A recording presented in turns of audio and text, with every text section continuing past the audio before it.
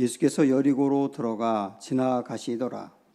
삭개오라 이름하는 자가 있으니 세리장이요 또한 부자라. 그가 예수께서 어떠한 사람인가 하여 보고자 하되 키가 작고 사람이 많아 할 수 없어 앞으로 달려가서 보기 위하여 돌 무화과 나무에 올라가니 이는 예수께서 그리로 지나가시게 되밀어라. 예수께서 그곳에 이르사 쳐다보시고 이르시되 삭개오야 속히 내려오라 내가 오늘 내 집에 유하여야 하겠다 하시니 급히 내려와 즐거워하며 영접하거늘 무사람이 보고 수군거려 이르되 저가 죄인의 집에 유하러 들어갔도다 하더라.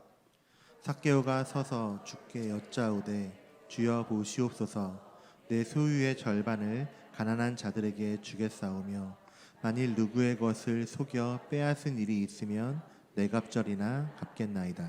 예수께서 이르시되 오늘 구원이 이 집에 이르렀으니 이 사람도 아브라함의 자손임이로다.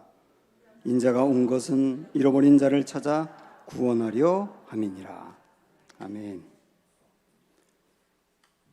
저는 어릴 적에 시골에서 학교를 다녔는데요. 초등학교 5학년 때 반에서 1등을 했습니다. 제가 생전 처음으로 1등을 해본 겁니다. 아마 시골에서 학교 다니는 분들은 다 한 번씩 해보셨죠? 근데 그 다음 시험에서 9등을 했어요. 제가 두 번째 시험을 보고 나서 시험을 망쳤다는 것을 알고 난 다음에 성적표가 나올 때까지 저는 두려움에 떨었습니다.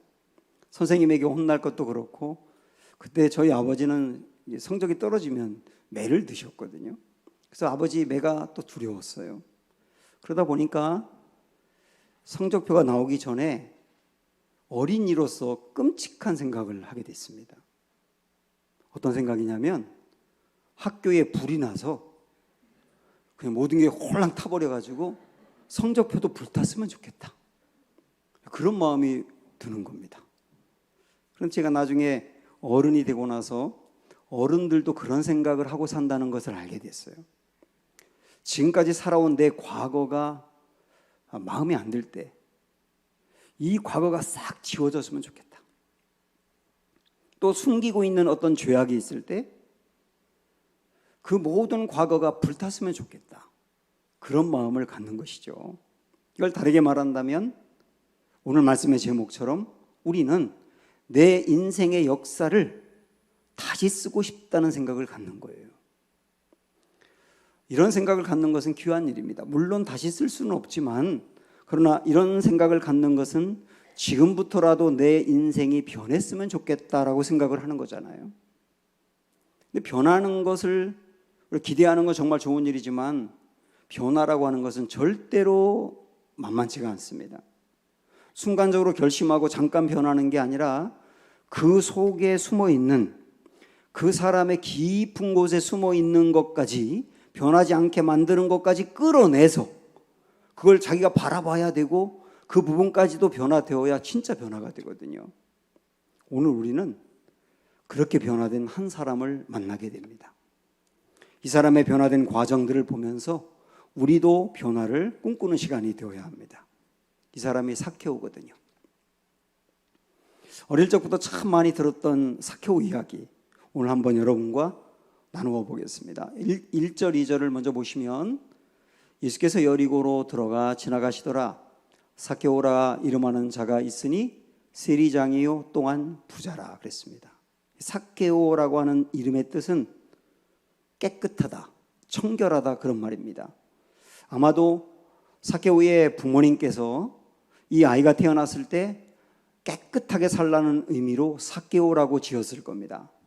그러나 이 이름에 전혀 맞지 않게 삭개오의 삶은 죄악되었어요. 삭개오가 세리장이라고 나와 있지 않습니까? 여러분 알고 있는 것처럼 이때 당시에 세리들은 로마 정부로부터 그 고난을 받아서 백성들에게 세금을 거두어 들여 그 로마 정부에 갖다 바치고 그것을 먹고 사는 사람들인데 문제는 뭐냐면 과도하게 세금을 거둬들여서 정부에 바치고 나머지를 착복하는 거예요. 그러다 보니까 세리들은 거의 대부분 부자로 살았습니다. 그런데 그 세리 중에서도 세리장이라고요. 이때 당시에 이 기록을 보니까 이스라엘에 큰 세무서가 3개가 있었다고 합니다. 가이사랴 지역에 하나가 있고 가버나움에 하나가 있고 여리고에 있었대요. 근데 이 여리고 세무소의 세무서장이 삭개오였던 겁니다. 이 사람은 많은 세리들을 고용을 해서 그들이 거두어들인 세금으로 노마에 바치고 남은 부분을 상당히 가졌겠지요. 그러니까 이 사람은 굉장히 부자였을 겁니다. 사람들이 세리들이 행하는 이 행태를 다 알고 있었기 때문에 세리들은 정말 미움을 많이 받았어요. 이렇게 걸어가다가 세리들이 오면 마주치는 게 기분 나빠서 이렇게 돌아갈 정도였습니다. 그러면서 사람들이 세리들에게 이 매국노, 날강도, 요즘 개념으로 말하면 쓰레기, 그리고 우리나라 개념으로 말하면 친일파놈 이러면서 크게 비판을 했고 손가락질을 했습니다. 자, 그런데 사람들로부터 쓰레기라는 말을 듣는 게 얼마나 힘든 일입니까? 그런데 그런 이야기를 계속 들으면서도 삭개오는 왜 이 일을 계속할까요? 오늘 여러분이 저와 함께 말씀을 쭉 들어가면서 대략 한 4번 정도의 큰 고민을, 질문을 한번 해보셔야 되는데요. 먼저 해봐야 될 질문이 왜 이 사람은 그런 말을 들으면서까지 그 일을 계속하는가 하는 거예요. 세리장이면 나이도 지긋해서 꽤나 오랫동안 세리를 했을 텐데 계속 왜 이것을 붙들고 있느냐? 왜 그럴까요? 이 사람에게 돈이 우상이기 때문입니다. 세리 일을 하면서 돈을 모아드립니다. 돈이 모아지는 기쁨이 있어요. 돈이 계속 쌓입니다. 그 돈으로 할 수 있는 게 굉장히 많아요. 이 사람은 돈이 모아지면서 돈의 위력을 느낀 겁니다. 야, 이 돈이라고 하는 게 강력한 힘이 있구나. 이런 걸 느끼기 시작을 한 거죠. 성경에 봐도 돈은 굉장한 힘이 있다 그랬어요. 지금 우리가 보고 있는 이 누가복음 19장 앞에 있는 18장에 보면 한 젊은이가 예수님께 찾아와서 대화하는 내용이 나옵니다. 이 젊은이는 국회의원이었어요. 젊은데 의원이었고 그리고 굉장한 부자였습니다. 게다가 율법도 철저히 지키면서 상당히 반듯하게 사는 모범적인 사람입니다. 이 사람이 예수님께 찾아와서 내가 어떻게 하여야 영생을 얻을 수 있습니까? 하고 질문을 했거든요. 그때 예수님이 이 사람에게 굉장히 도발적으로 대답을 하십니다. 내가 가지고 있는 모든 재산을 다 팔아서 가난한 사람들에게 나누어 주고 나를 따르라. 우리 예수님은 모든 사람에게 이렇게 똑같이 요구하는 게 아닙니다. 이 사람은 젊은데도 불구하고 이미 돈이 이 사람에게 우상이 되어버린 것을 주님이 간파했기 때문에 이 사람에게 그렇게 요구를 하신 거예요. 이 사람은 어떻게 하죠? 돈이 많기 때문에 근심하며 예수님을 떠났다고 나오잖아요. 이 사람이 떠나고 난 다음에 우리 예수님께서 하신 유명한 말씀이 있습니다. 그 말씀 한번 보시죠. 예수께서 그를 보시고 이르시되 재물이 있는 자는 하나님의 나라에 들어가기가 얼마나 어려운지 낙타가 바늘기로 들어가는 것이 부자가 하나님의 나라에 들어가는 것보다 쉬우니라 하시니라. 이 말씀은 무엇입니까? 돈이라고 하는 것은 하나님 나라에 들어가지 못하도록 막는 힘이 있다는 거예요. 또 다르게 말한다면 하나님을 버릴 수 있는 강력한 힘이 돈 안에 있다는 거예요. 돈이 우상이 될 때 그렇게 될 수 있다는 것을 말씀하는 거죠. 다른 성경에서 우리 예수님은 돈과 하나님 두 주인을 똑같이 섬기지 말고 하나를 선택해라 이렇게 말씀하셨는데 이 말씀은 뭐냐면 돈이라고 하는 것은 하나님과 견주어 우리의 주인이 될 만큼 힘이 있다는 뜻이에요. 하나님을 우리 마음에서 밀어내고 우리 마음의 주인으로 자리 잡을 만큼 강력한 힘이 돈 안에 있다는 겁니다. 만약에 우리가 우리의 감정이 어떤 통장의 잔고에 돈이 얼마나 남아 있느냐에 따라서 돈이 적을 때 맥없이 무너져 버리고 그런다면 우리의 마음이 지금 돈의 우상으로 끌려가고 있는 거예요. 재물을 잃을 때 내 자아가 남아있지 않을 정도로 무너져 내린다면 재물에 생명을 두고 있는 겁니다. 사람의 가치도 돈에 따라서 결정한다면, 나의 가치도 돈에 따라 결정하고 다른 사람의 가치도 돈에 따라 결정한다면 그 사람도 재물에 생명을 두고 있는 거예요. 이 모든 걸 보면 돈이 하나님의 빈자리를 대체할 수 있다는 거죠. 무서운 겁니다. 돈이 우상이 되면 몇 가지 따라오는 게 있습니다. 돈을 사랑하게 돼 있어요. 돈을 벌 공상에 빠져 있고, 돈으로 뭔가를 사서 소유하고 싶어하는 공상에 빠져 있고, 그리고 나보다 돈이 많은 사람을 보면 질시하게 되는 것, 이게 돈을 사랑하는 상태입니다. 돈이 우상이 되면 돈을 사랑할 뿐만 아니라 돈을 신뢰하게 돼 있어요. 그 돈이 내 마음에 안정을 주고 내 삶에 안전을 준다고 생각을 하는 거예요. 그러면서 그 돈을 전적으로 의지하게 됩니다. 그게 돈을 신뢰하는 상태거든요. 또 돈의 우상이 빠져버리면 돈을 사랑하고 신뢰할 뿐만 아니라 더 무서운 건 뭔지 아세요? 돈에 순종하게 돼 있어요. 그 말은 뭐냐면 돈이 우리를 끄는 대로 끌려간단 말입니다. 분명히 아십시오. 돈은 가장 보편적인 가짜 신입니다. 돈의 마음을 빼앗기면 눈이 멀어버려서 내 눈앞에 벌어지고 있는 일들을 정확히 판단하지 못합니다. 불안과 욕심을 통해서 돈이 우리를 지배합니다. 때로는 불안을 주고 때로는 내 마음의 욕심을 불러일으켜서 그것으로 나를 끌고 다닌단 말이에요. 다른 무엇보다도 돈을 앞세우는 사람이 됩니다.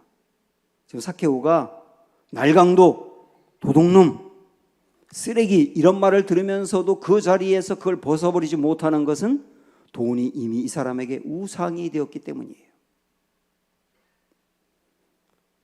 그런데 이랬던 삭개오의 인생에 놀라운 변화가 일어나요.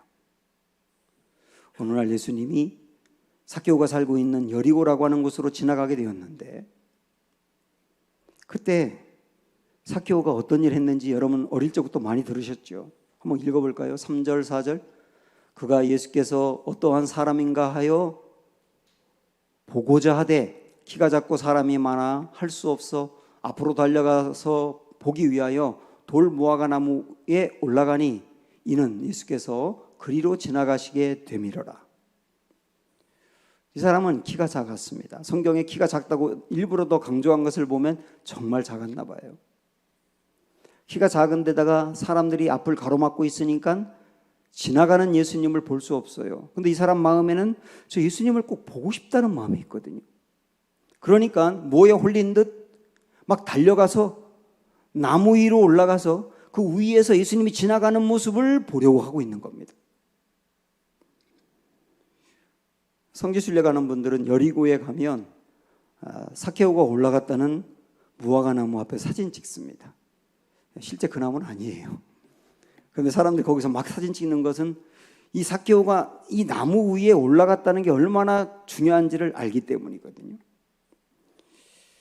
삭개오는 나이가 지긋하기 때문에 어른이거든요.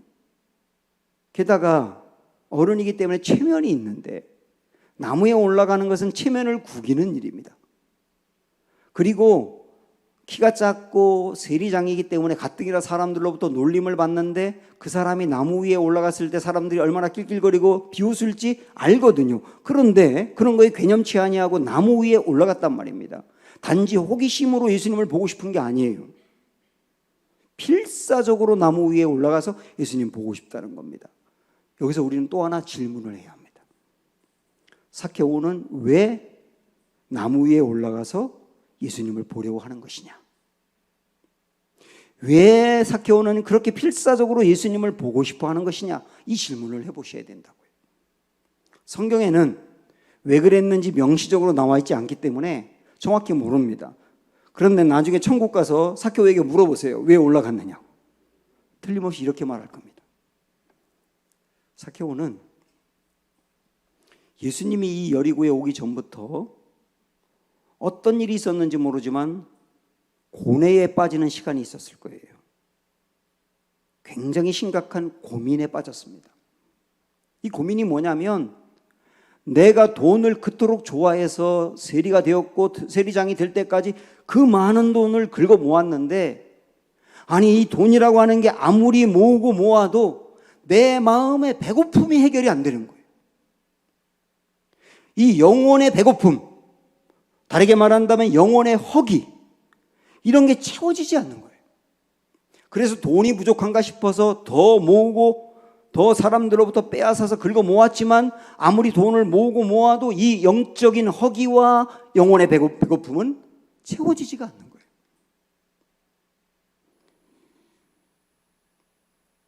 마치 이 사마리아 우물가의 여인이 우리가 앞에서 본 것처럼 여러 남자를 만나서 이 남자로 채워질까 이 남자로 채워질까 했는데 6명을 만났지만 채워지지 않았던 것처럼 삭개오도 물질로 그 마음이 채워지지가 않는 거예요.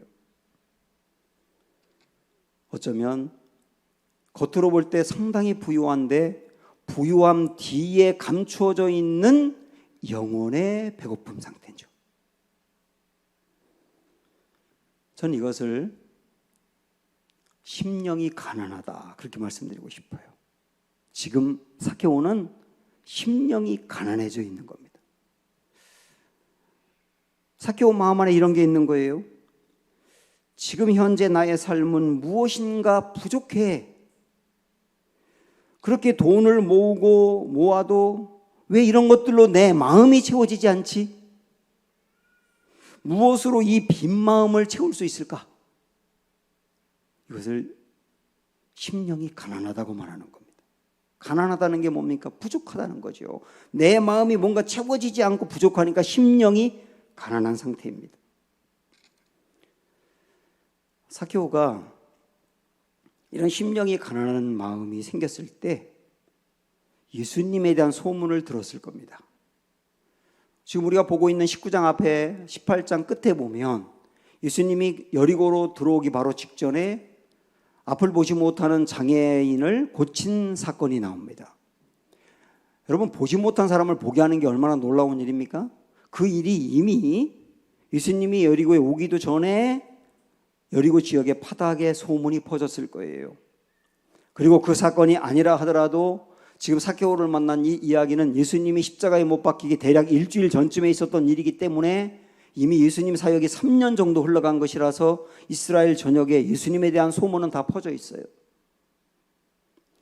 삭개오 마음에는 이분이라면, 이 예수님이라면 나의 마음의 배고픔과 공허함을 채워줄 수 있지 않을까라고 하는 기대가 생긴 겁니다. 삭개오는 예수님을 보면서 생각을 하는 거죠. 저분은 내가 가지고 있는 것이 그분에게 없어. 나에게 많은 돈이 있는데 그분에게는 내게 있는 돈이 없어. 근데 참 신기한 건 뭐냐면 내게 없는 게 그분에겐 있어. 나는 돈이 있지만 행복하지 않아. 돈이 있지만 만족하지 않고 기쁘지 않고 내 마음에 자유가 없어. 그런데 그분은 내게 없는데, 내게 있는 게 그분에게 없는데, 돈이 없는데 그분 안에는 기쁨이 있어, 자유가 있어, 행복이 있어, 만족이 있어. 그러면서 그분에게 끌리는 거예요. 그분이라면 내 공허함을 채워줄 수 있지 않을까. 예수님이 굳이 여리고로 들어가신 것은요, 이 삭개오를 꼭 만나 건져내기 위해서입니다. 사마리아 지역으로 가셨던 것도 그 우물가의 여인을 꼭 건져내기 위해서 일부러 가셨던 것처럼 지금 일부러 여리고에 이 사람 만나기 위해서 오신 거예요. 지금 삭개오는 그 마음이 옥토가 되어 있습니다. 말랑말랑한 상태로 되어 있어서 예수님이 지금 그 마음을 부르는 순간이거든요. 이게 은혜의 시간이 온 거예요. 우리 인생에도 말이죠. 우리 마음이 갑자기 공허함이라고 하는 게 몰려옵니다.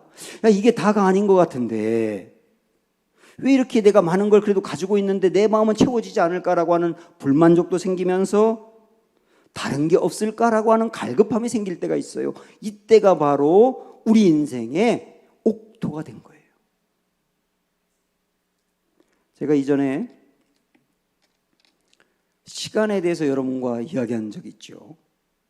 시간이라고 하는 단어가 헬라어로 두 개가 있다고. 하나는 크로노스라고 하는 단어가 있고 또 하나는 기억하세요? 카이로스라고 있어요. 크로노스라고 하는 것은 그냥 일반적으로 흘러가는 시간인데 카이로스는 내 인생에 상당히 의미 있는 시간을 말하는 거예요. 지금 삭개오 인생에 카이로스가 온 겁니다. 우리의 마음에도 이런 공허함과 갈급함과 어떤 새로운 것에 대한 갈구하는 마음이 생긴다면 우리 인생에도 카이로스가 온 거예요. 저는 오늘 이 시간이 여러분에게 카이로스가 되기를 소망하고 있습니다. 나무 위에 올라가서 지나가는 예수님을 바라보고 있는 삭개오. 예수님이 지나가다가 삭개오를 쳐다봤어요. 그러면서 속히 내려오라고. 그러니까 번개처럼 삭개오는 내려와서 예수님을 자기 집으로 모시고 가서 아마 식사를 같이 했겠죠. 사람들은 왜 예수라고 하는 저분은 죄인과 어울리느냐고 지청구를 하지만 예수님은 전혀 거기에 개의치 않아요. 한참 식사를 하고 있었을 때였을까요?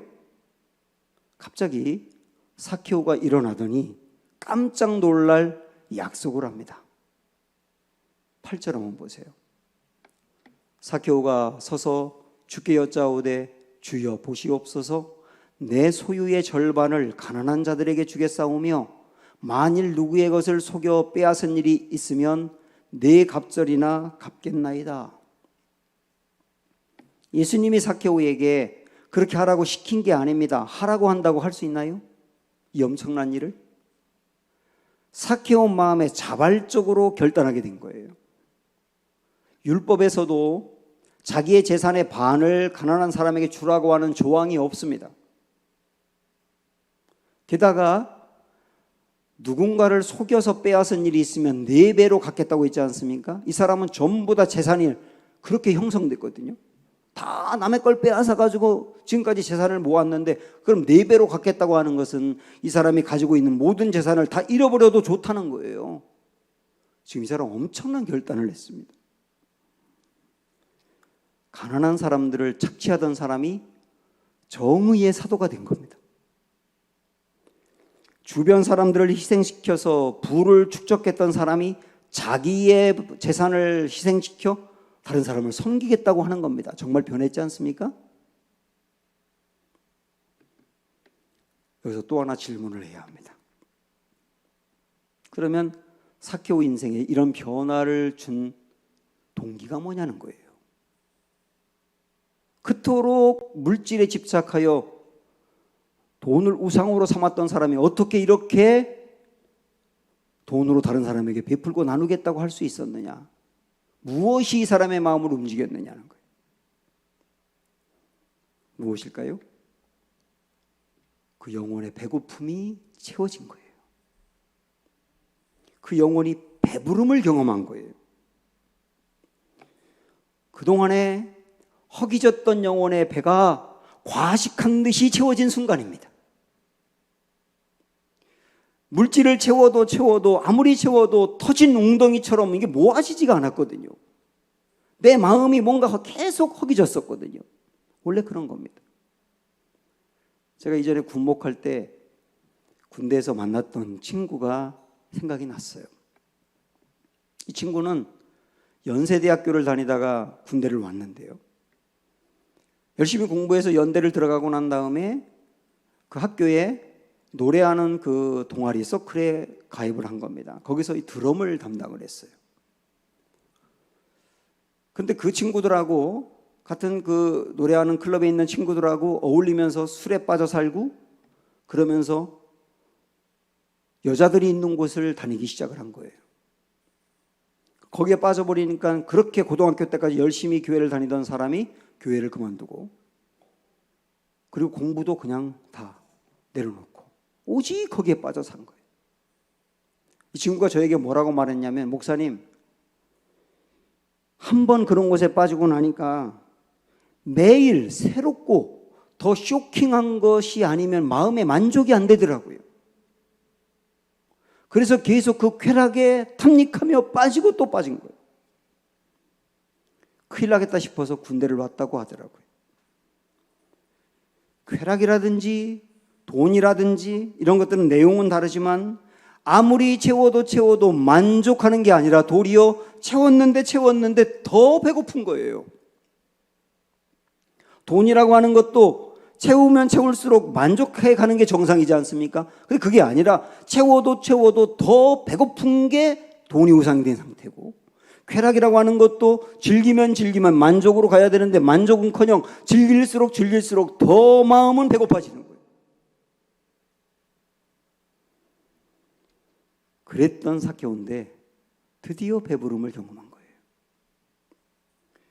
거예요. 영혼이 배부르고 나니까 새롭게 눈이 열렸습니다. 어떻게 열렸느냐면 그동안에는 내 인생의 행복과 만족과 자유와 안정을 위해서 물질이 절대적인 가치였거든요. 그런데 이제 이 물질이 절대적인 가치가 아니라 상대적인 가치로 바뀐 거예요. 내 인생의 행복과 만족과 안정, 자유, 기쁨, 그걸 위해서 돈이 절대적이다, 이것이 아니면 안 된다고 생각했던 사람이 돈이 필요하고 중요하다는 것을 알지만 절대적인 것은 아니라는 것을 알았다는 거예요. 굉장히 중요한 변화죠. 자, 여기서 우리는 네 번째 질문을 해야 합니다. 그러면 도대체 무엇이 배고팠던 삭개오의 영혼에 배부름을 주었는가? 그 배부름을 주었기 때문에 배부르고 나니까 물질에 대해서 그렇게 쓸 수 있었다고 했지 않습니까? 그럼 무엇이 이 삭개오의 그 배고팠던 영혼에 배부름을 주었는가? 9절에 보면 힌트가 나와 있습니다. 예수께서 이르시되 오늘 구원이 이 집에 이르렀으니 이 사람도 아브라함의 자손이미로다. 구원이 이르렀다 이렇게 있거든요. 구원이 이르렀다. 여러분 오해하지 마십시오. 삭개오가 자기의 재산의 절반을 쪼개어 어려운 사람에게 도와주고 남의 것을 빼앗은 일이 있으면 4배로 갚겠다고 결단했기 때문에 그것 때문에 구원받은 게 아니에요. 구원받고 나니까 그 결단이 나온 거예요. 성경으로 보면 8절이 그가 결단한 내용이고 9절이 구원에 대해서지만 시간적인 순서로 보면 9절이 먼저 있었고 8절이 이어서 온 거거든요. 그 구원받았다고 하는 것은 예수님을 만났다는 거예요. 예수님을 만났다. 예수님으로 그 가슴이 채워졌다죠. 우리가 내 인생에 이게 우상이구나, 물질이 우상이구나, 자녀가 우상이구나, 쾌락이 우상이구나, 그런 걸 느낄 때가 있잖아요. 근데 그 다음에 우리가 대부분 어떻게 생각하느냐면 이 물질을 버려야 돼, 이 우상을 버려야 돼, 우상을 버려야 된다고 생각을 합니다. 내가 이런 것에 빠지면 안 되고 이제는 여기서 벗어나야 돼, 그게 결단하고 애씁니다. 그러나 여러분 해보셨겠지만 이런 방법으로는 효과가 거의 없어요. 미국의 대부호였던 카네기라고 하는 사람이 있지 않습니까? 이 사람이 이전에는 완전히 돈에 미쳐가지고 돈 때문에 사람이 죽는 것도 괜찮지 않고 가까운 사람이 떠나가는 것도 전혀 개의치 않고 오직 돈 모으는 데만 관심이 있었어요. 그러다가 이 사람이 교회를 나오게 됐습니다. 교회를 나오면서 내 인생에 돈이라고 하는 것이 우상인 것을 깨닫고 이것을 버리려고 애씁니다. 결심도 수도 없이 많이 하고 버리려고 하는데 아무리 노력해도 버려지지가 않는 거예요. 이렇게 되는 게 아니거든요. 여기 중요한 게 있습니다. 여러분 이 문구 한번 보세요. 우상은 사라지는 게 아니에요. 다만 대체할 뿐입니다. 다른 것으로. 물질이라고 하는 그 우상이 내 마음에서 완전히 떠나느냐? 아니요. 그런데 물질이라고 하는 우상이 내 마음에 가득 자리 잡고 있을 때 물질이 아닌 다른 것이 내게 들어오면 그게 물질을 밀어내는 거예요. 그래서 대체한다고 말하는 거예요. 마치 사랑하는 사람과 교제하다가 헤어지고 나면 헤어진 뒤에도 자꾸 그 사람 생각을 하잖아요. 헤어진 그 사람 생각이 내 마음에 가득하잖아요. 그러다가 새로운 사람을 사랑하게 되면 그 사람이 내 마음에 들어오면서 예전에 내 마음에 자리 잡고 있던 사람이 딱 밀려나는 거예요. 이거하고 똑같습니다. 우상의 자리를 밀어내고 우리의 마음을 가득 채울 대체자가 있어야 된다는 거예요. 그 대체자가 누구냐? 삭개오에게 누구였느냐? 예수님이었던 거예요. 정말 예수님을 만나고 나니까 그 예수님이 그의 가슴으로 들어오니까 오랫동안 그의 마음에 자리 잡고 있던 우상인 돈이 밀려나게 된 것이죠. 그러면서 영혼의 배고픔이 채워지게 된 거예요. 참 신기한 건 뭐냐면 삭개오의 마음에 돈이 자리 잡고 있었거든요. 그런데 그걸 밀어내고 예수님이 마음에 자리 잡으니까 돈은 원래의 제자리를 찾습니다. 돈의 원래 제자리가 뭡니까? 돈은 우리에게 우상이 되라고 준 게 아니에요. 돈은 선한 도구로 쓰라고 준 거잖아요.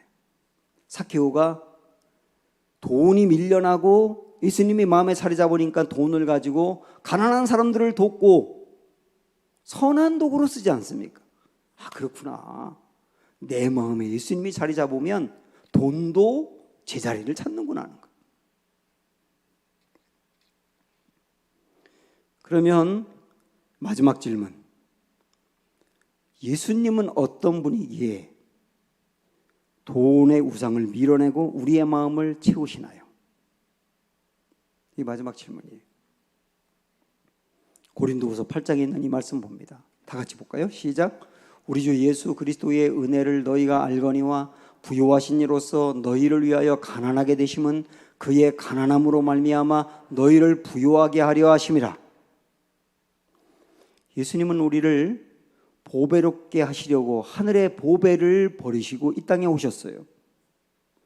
이 땅에 오셨을 뿐만 아니라 이 땅에 오셔서 당신이 그렇게 부요하신 분인데 가난해지셨습니다. 이유는 가난한 우리를 부유하게 하려고. 여기서 말하는 가난이라고 하는 것은 물질이 아니에요.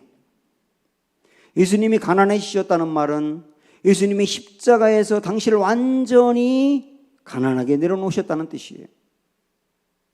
십자가에서 예수님이 가난해지셨어요. 이유는 우리를 부유하게 하려고. 십자가에서 당신의 피와 당신의 살이 다 뜯기고 완전히 소멸되셨어요. 그건 우리를 살려내기 위해서. 십자가에서 예수님이 망하셨어요. 왜냐하면 망할 수밖에 없는 우리를 건져내려고. 십자가에서 우리 예수님이 죽으셨어요. 왜냐하면 죄로 인하여 죽을 수밖에 없는 우리에게 생명을 주려고. 십자가에서 우리 예수님은 버림을 받았습니다. 하나님으로부터도 버림을 받았어요. 왜냐하면 여러 우상이 마음에 들그들그해서 그것으로 인하여 버림받을 수밖에 없는 우리를 버림받지 아니하고 살게 하려고. 예수님의 이 겸손과 사랑과 헌신과 희생과 섬김의 마음을 진짜 아는 사람은 눈이 띄입니다. 어떻게 눈이 띄느냐?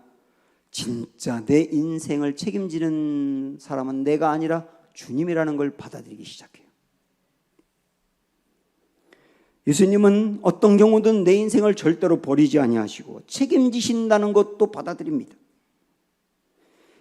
십자가에서 당신이 나를 위해 가난해지실 정도로 나를 사랑한다고 한다면 내가 여러 가지 문제로 아파할 때 그냥 둘 리가 없다는 확신이 드는 거예요. 제가 금요기도회 때 애착이란 말씀을 드렸는데 우리의 주님은 죄로 인해서 완전히 버림받을 사람에게도 애착이 있다고 했어요. 그래서 그 사람 보면서 아파하고 어떻게 해서든 건져내려고 한단 말이죠. 정말 주님의 이 애착을 하는 사람은 나 같은 경우도 소망이 있구나 하는 힘이 생기는 거예요. 이 예수님을 정말 만난 사람은 이 예수님으로 심령이 가득 채워지다 보니 다른 우상들이 자리를 비껴주고 밀려나는 것이라 그 말입니다. 여러분 이 말은 또 뭔지 아세요? 예수님이 내 마음을 차지할 때 다른 우상들이 밀려나지만 다시 예수님이 내 마음을 차지하는 게 아니라 내가 예수님을 밀어내면 다른 우상이 내 마음을 차지한다는 얘기가 되는 겁니다. 그래서 늘 주님을 의지하고 동행하셔야 되는 거예요. 제 친구가 가까이에서 목회하는데 자기 교인들 얘기를 얼마 전에 저에게 해주더라고요. 그 교인 중에 굉장히 큰 레스토랑을 운영하는 분이 계십니다. 이분의 남편은 대학 교수고 이분도 상당한 지성인이고 분당에서 사는데 교회는 이쪽으로 나오고 있어요. 근데 그분이 언젠가 목사님에게 기도해 달라고 하면서 사무실에 들어왔는데 그분과 함께 따라 들어온 사람들이 속회 식구들이라더래요. 우리 교회로 말하면 목장 식구들. 그런데 목사님이 그 목장 식구들을 가만히 보니까 이 큰 레스토랑을 운영하는 이분과는 여러 가지 면에서 많이 차이가 나더라고요. 같이 따라 들어온 분들은 대부분 굉장히 가난하고요. 그래서 사는 곳도 집도 좁고 배운 것도 그렇고 그리고 뭐 공장에서 일하거나 또 가정의 도우미로 일하거나 그러는 분들인데 이분들이 한 속회에 이렇게 돼 있는데 이 사람하고 이분들 사이에 격이 하나도 없더라는 거예요. 서로가 깊이 교제하고 영적 교제를 나누고 웃고 울고 똑같아요. 그래서 이 목사님이 사회에서는 있을 수 없는 일인데 이게 어떻게 여기서 가능할까 생각을 했는데 이게 어떻게 가능하냐면 이 많이 가지고 있고 많이 배운 이분도 자기가 가지고 있고 많이 배웠다고 하는 것을 드러내지 않고 마음을 낮춘 것도 중요하지만 이분에게 비교할 때 가진 것도 없고 배운 것도 없고 얼굴도 예쁘지도 않은 이분들인데 이분들이 더 귀한 거예요. 왜냐하면 내가 이분보다 못하다는 생각을 안 하는 거예요. 내가 물질이 부족하고 뭐 부족한 것 때문에 주눅 드는 게 아니에요. 그리고 꼭 이렇게 살아야만 행복하다고 생각도 안 하는 거예요. 그러다 보니까 이분들 있잖아요. 어렵게 사는데 이분들의 자녀들이 그렇게 밝다는 거예요. 교회 와도 항상 깔깔대고 웃고 얼굴이 그렇게 밝다는 거예요. 이 애들 얼굴이 밝은 거는 이분이 집에서 어떻게 생활했는지가 보여지는 거잖아요. 저는 이 이야기를 들으면서 돈이 많은 이분도 돈이라는 우상에 빠져 있지 않고 돈이 없는 이분들도 돈이라는 우상에 빠져 있지 않은 것을 확인하게 됐어요. 이게 바로 복음을 살아내는 거예요. 진짜 예수님이 내 안에 계시다는 것을 든든히 붙들고 예수님이 그들 안에 중심으로 채워지다 보니 사람들의 평판에 휘둘리지 않고 꼭 저 사람들만큼 살아야 된다고 스트레스 받지도 않고 내 길을 가는 거예요. 얼마나 아름답습니까? 사랑하는 여러분, 내 인생의 역사를 다시 쓰고 싶다. 주님으로 가득 채운 인생으로 목마름을 해결하고 그렇게 살고 싶다. 그런 소망이 있지 않습니까? 네, 함께 찬양하겠습니다. 내게 오라.